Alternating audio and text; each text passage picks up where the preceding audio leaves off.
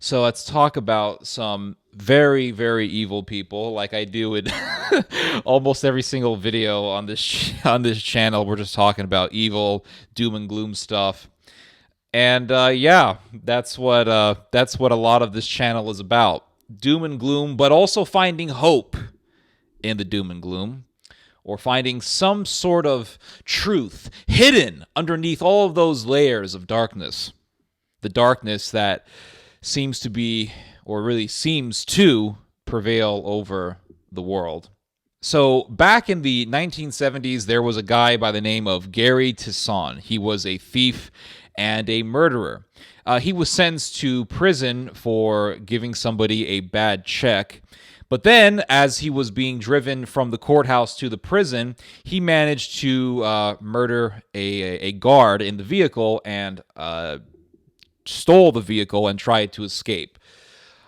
He was caught, and then he was sentenced to life. So from being sentenced to prison for giving a bad check, which obviously wasn't a life sentence, he was now facing life. He was going to be in prison for life.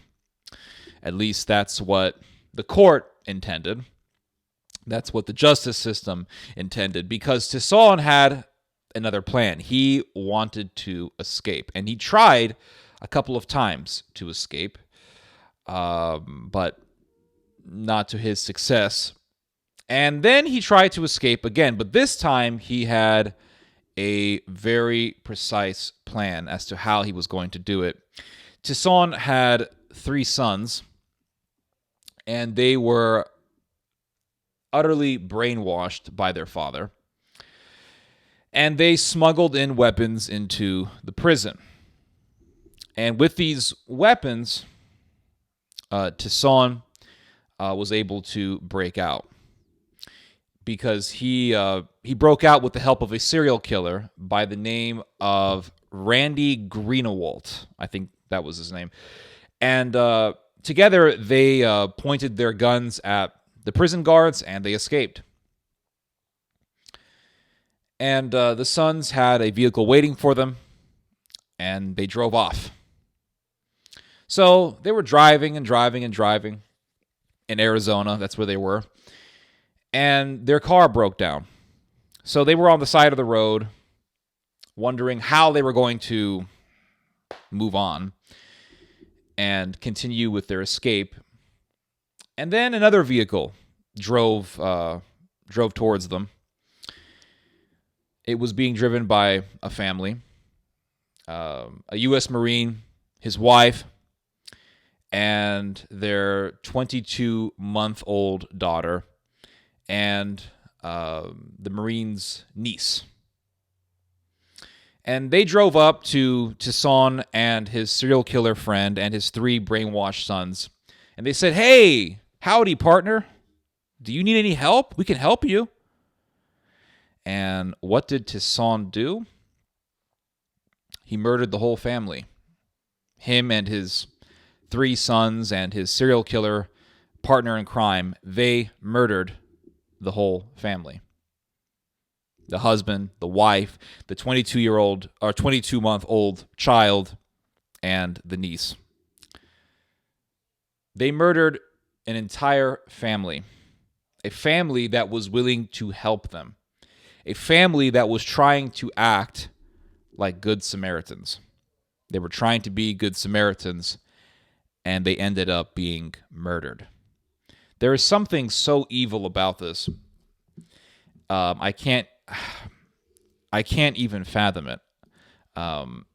Imagine somebody being murdered by the very people that he was trying to help. Imagine a whole family being murdered by people that the family was willing to help. That is just pure evil. Pure evil. And I understand that's an understatement, because words cannot fully describe how evil that is. So they murdered the family, and they stole the car, and they drove off. And then they drove from Arizona to Colorado, and while they were in Colorado, they decided to murder more people. There was a man and his wife. They were newlyweds. Imagine, just married. They were just married, and they were heading towards a football game. And Toussaint and his gang murdered them as well. Eventually, the police found out where they were. They put up a roadblock, or they had some officers posted in several locations on the road. And eventually, around 300 officers were on their tail. Officers opened fire on their vehicle. One of Toussaint's sons, who was driving, was shot in the head. And Toussaint, upon his son being killed by the cops, literally screamed, "Every man for himself." He said this after his own son was killed, which really goes to show that this guy didn't care about his sons. He was using his sons. This guy didn't care about anybody.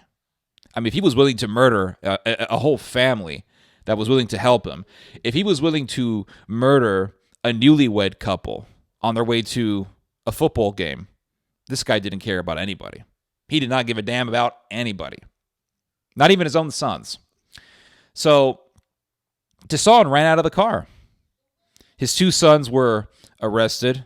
Greenewalt was arrested and later executed. And Gary Toussaint, just continued running. He continued running into the desert, into the Arizona desert. And they went out looking for him. And about 7 days or 13 days later, they found his carcass. I won't even call it a corpse. They found his carcass, and they found out that he died from excessive exposure to the desert. So he died a lonely and miserable death, and he completely deserved it. But amazingly, there are people out there who would argue that, people like Toussaint, they don't deserve the death penalty, regardless of how evil they are. And then I was reading a story last night about Rudolf Hess, one of the men who was very close to Adolf Hitler. He was one of Hitler's closest henchmen. And how Rudolf Hess, after the Second World War, obviously, was put into prison. And amazingly, there were people arguing for his release because Hess was imprisoned by the Soviets, the Russians, and they basically just wanted him to rot in prison. And there were people calling for his release. Oh, he's just an old man. Let him go. Give him a break. Blah, blah, blah. Give him a break. Help him out. Help him out. Just an old man. Let him go. What's the point of having him locked up in prison? He's an old man. He's not a threat to anybody. Even though Hess himself said, "I regret nothing." He had no remorse for what he did. It's amazing. It says here, I'm reading this book. This is the latest book that I'm currently reading because I finished reading Thucydides, so now I'm reading this. This is called The Death of Punishment by Robert Blecker. He is a professor of law in New York. Law professor at New York Law School. And he writes a book here on the death penalty. And he talks about the importance of justice and what it means to have justice, or really what it means to uphold justice. But he talks about this Rudolph Hess. He talks about this Rudolph Hess situation. And it says here that in February 1977, Hess attempted suicide, etc., etc. Who cares? So it says here that the Speaker of West Germany's parliament asked the occupation powers to free Hess, or at least move him to a hospital. So imagine that. The Germans commit genocide, kill millions of people, Jews, Poles, Russians, etc., do human experimentation, the whole damn thing, right? Everything evil that you can think of. The Third Reich was implementing it and somehow. And decades later, they tell the occupation forces, yeah, that's guy that was helping to kill people for the Third Reich. Yeah, let him go now, please. The very people who committed the genocide, the very country that committed the genocide, is now calling for the release of one of the people behind the genocide. Why should that even surprise us? But amazingly, it would actually surprise people. It would surprise people because so many... I want to use insults, but I'm trying not to. I'm trying to be a nice person. But so many people will say, "Oh, the Germans, yeah, they've changed a lot, man. They're not really even the same." No, they're totally different, you know. Blah blah blah blah. Yeah. Germany would never do anything like that ever again. Oh no. But then you read about how Rudolf Hess was in prison, and the German government in the 1970s was asking for his release. Yeah, I'm not surprised by that because I don't think countries really change all that much, regardless of how much time has passed. But a lot of people out there will think that, oh yeah, everything's changed because, you know, it's the 70s, right? It's the 70s. It's the time of peace and flower power and love and sitars.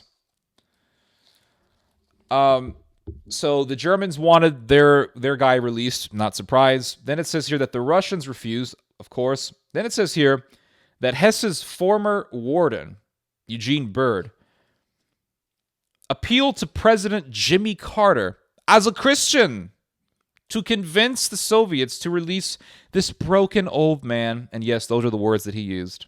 Broken old man. The four powers should end this wasteful custody that cost the West Germans $300,000 a year for one feeble prisoner.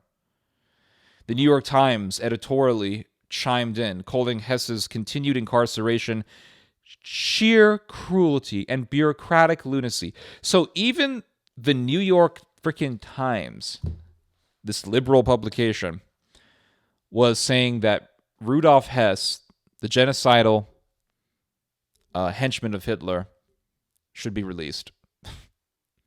It really goes to show you that nothing is really new, because today there would be people saying the same type of bullshit.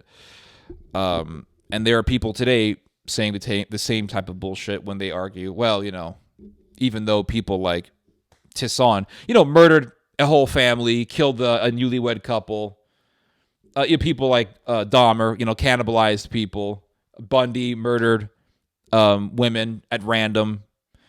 Even though these people did all these evil things, who really cares, right? Who really gives a damn, right? Just put them in a cell, serve them breakfast, lunch, and dinner every single day, and preach the Bible to them and have Bible studies with them. That's amazing, right? What's amazing, really, is that Gary Tisson, the criminal, I mean, that's even understating it, the murderer who murdered that whole family after escaping from prison in Arizona, Gary Tisson was considered to be an upstanding prisoner before he escaped. It's amazing how many horror stories you can find in America. America is so filled with them.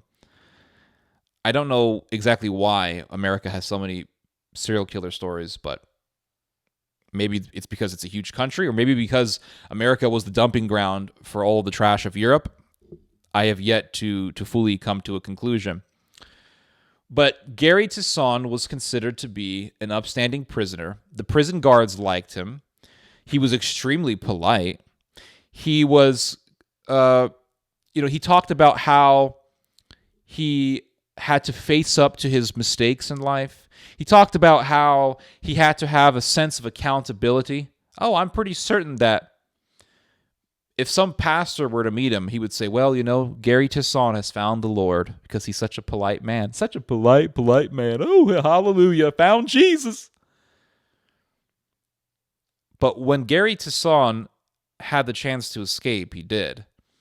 And after he escaped, he did not hesitate to murder an entire family and steal their vehicle. He did not hesitate to murder a newlywed couple. I'm pretty certain that he also stole their vehicle as well. He was such a polite man in prison, so polite, so reformed, so reconciled. I'm pretty sure if Tesson was asked if he found the Lord, he would say, yes, I did. Who? I found the Lord. Give me the Bible. But Tesson flipped so easily because he never really was what he pretended to be in prison. And that's another thing. People who are really bad criminals, I mean, really, really bad criminals, mass murderers, genocidal maniacs like Hess. He's not a maniac, but genocidal operators like Hess. People, I don't think a lot of people realize this, but those types of people would more than likely spin circles around the average person. I saw a documentary a few weeks ago. It was on Robert Blecker, the guy who wrote this book. They did a documentary about him back in, I want to say 2007. And I think it was called something like Robert Blecker Wants Me Dead, because he was and he still is a proponent of the death penalty. And in the documentary, Blecker does numerous interviews with a guy who murdered his 4 children. This guy who murdered his 4 kids, he was on death row. They were going to execute him in Louisiana. And Blecker did interviews with him. And if you look at the interviews, this murderer will tell Blecker, oh, yeah, I do have, I think I do deserve what I get. I think I do deserve it. But I think that and he would tell Blecker, he was very manipulative, this guy. He would say, I do think I deserve it, but I think that your position, speaking to Mr. Blecker, is a little too extreme. It's not that black and white. So he would kind of imply that he was sorry for what he did. He would kind of suggest that he deserved what he was going to get. But then he would add these little side remarks. I think your position is too extreme. I think you're too black and white. I'm not too certain that you're correct. And then he would kind of agree with you, but he would add these little caveats. He would say something like, if he was asked something like, do you regret what you did? He would say, I regret that I felt the necessity to do what I did. Something like that. Because this guy, he was divorced. His wife left him. And his wife had partial custody over the children. And his wife had a boyfriend. She had a relationship with a new guy. And he just didn't like that. So to punish the ex-wife, he murdered the 4 children. And then he made this statement about how, well, I want to send them to heaven because my ex-wife would make their lives miserable. Something crazy like that. It's almost like American Taliban level stuff. Anyway. But he would never give you a absolute clear answer like, yes, I regret what I did. Yes, what I did was absolutely evil. Yes, I deserve absolutely to be executed. He would never make those remarks. In other words, he wasn't like the thief on the cross who said to Christ, the penitent thief, that is, who said to Christ, we deserve what we're getting. We are getting our just dues. And the punishment that we are going through right now is just. This is what the penitent thief on the cross told Christ.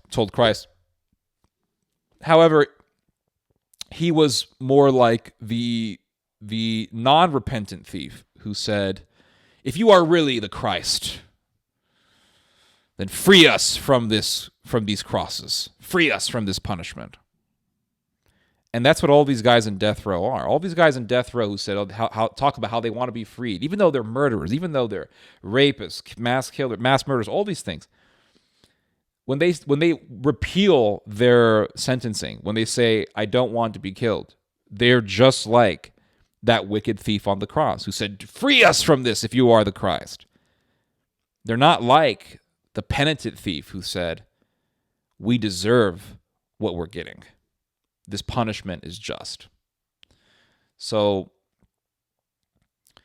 what's interesting, though, is that at one point in the conversation between Blecker and this murderer, the murderer said something like, yeah, I think it's right that I just die. Like, I don't really care anymore.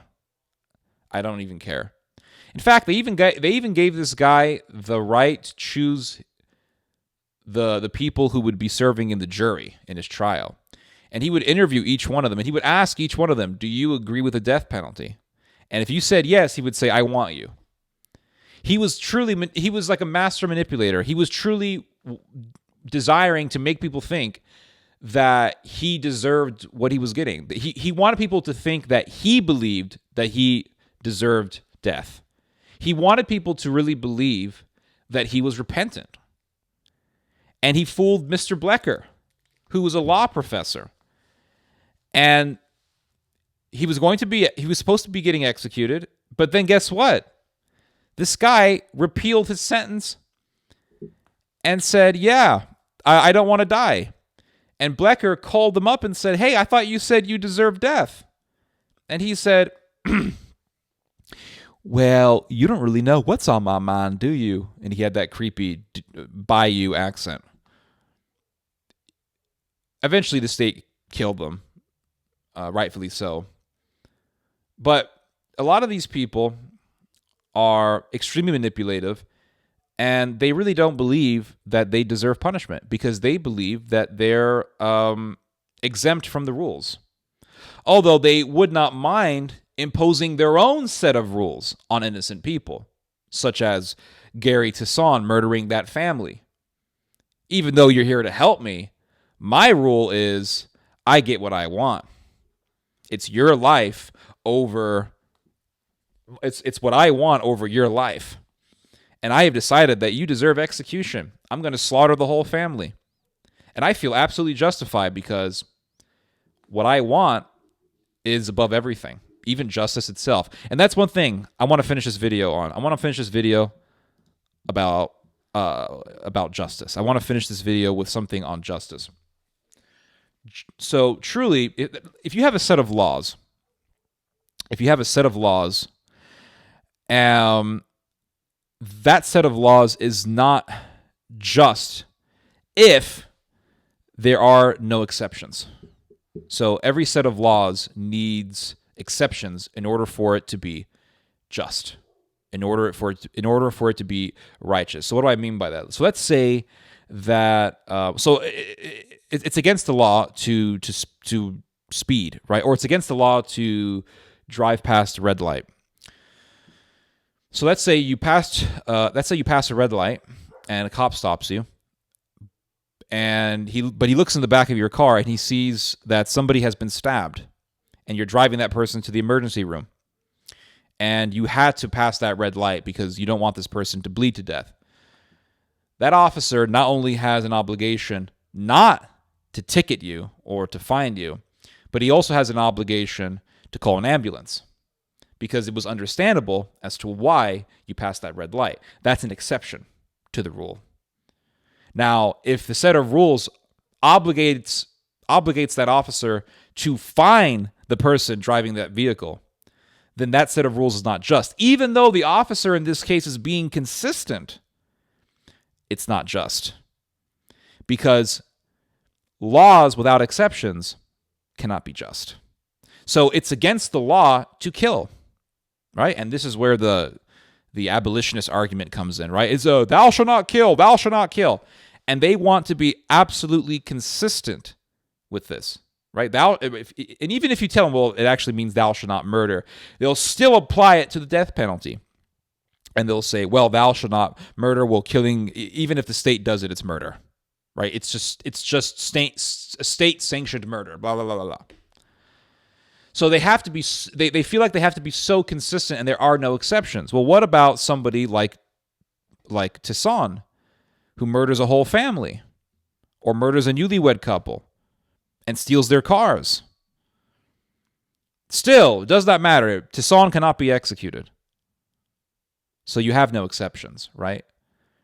This "thou shalt not murder" thing has to be applied to every single situation. What does that tell me? It's not just. Because if you can't have exceptions for the cause of justice, then your system is not just. So the officer who fines somebody for passing a red light, even though he was trying to drive someone to the emergency room, that officer was actually not being just because he did not put justice above the law. And what Blecker says is that we have to look into the justice of the law and not put justice under the law, because justice prevails above all, even a rule. So let's say the rule is you can't pass a red light. Now, if you're drunk driving or if you're just being reckless or a jackass and you pass a red light, yeah, you should be fined, right? Because you're not doing so for any sort of just reason. But if you're passing a red light to get to the emergency room because somebody in the back seat is bleeding to death, then it would be unjust for the state to punish you for that. Because justice must prevail above all, above everything, even above a particular rule, like not passing a red light. This is why St. Paul says, if you do this or if you do that, even if it's if it's something that's good, if you have not love, then it is nothing.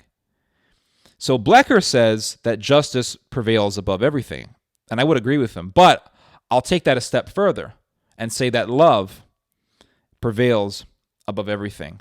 Love must be above everything. And if that is not the case, then there is no justice. Anyway, you guys just heard some theology. God bless.